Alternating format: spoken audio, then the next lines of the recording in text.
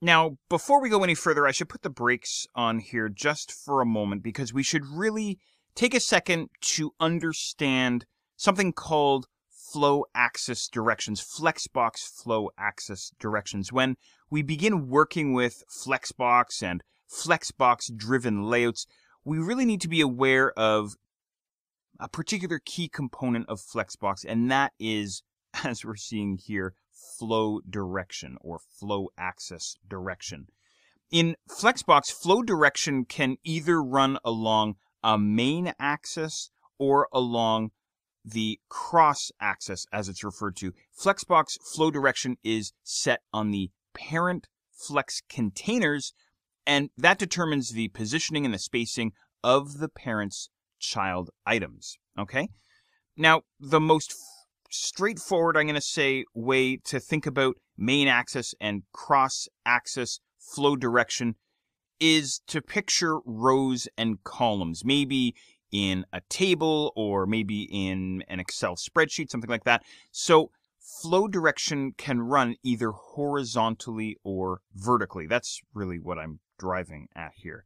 When flow direction, or I should say where flow direction gets confusing though, is that the main axis and the cross-axis directions can both run either horizontally or vertically, but not at the same time. It's either horizontal or it's vertical. So if the parent Flex container is using a setting of row, so the flow direction is set to row, then the main axis is going to run horizontally across your layout, which means the cross-axis is going to run vertically, of course.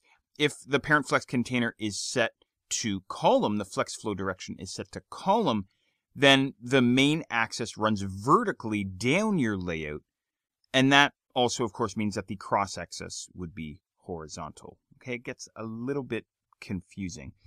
Now, when building your Flexbox-based layouts, it's important to remember which flow direction you've set on your parent Flex container, because Flexbox uses properties to control child Flex item alignments, which are based off of the main and the cross axis that we set, again, on that parent container. If you don't remember which flow direction you've set, then it's going to be confusing and frustrating to try and build the layouts that you're attempting to achieve. Okay?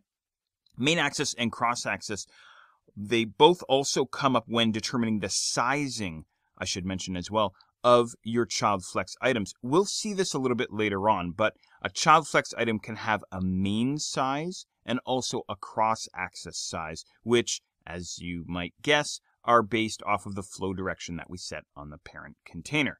So the important takeaway as we begin working with Flexbox is that the main axis determines which Flexbox properties we'll be able to use to control the spacing and alignment of child Flex items. If it seems confusing, stick with me and all will be well. That is my promise. So as mentioned earlier, flow direction is set on the parent Flex container specifically by the Flex flow property. And in the next exercise, I'm going to show you exactly how it all works.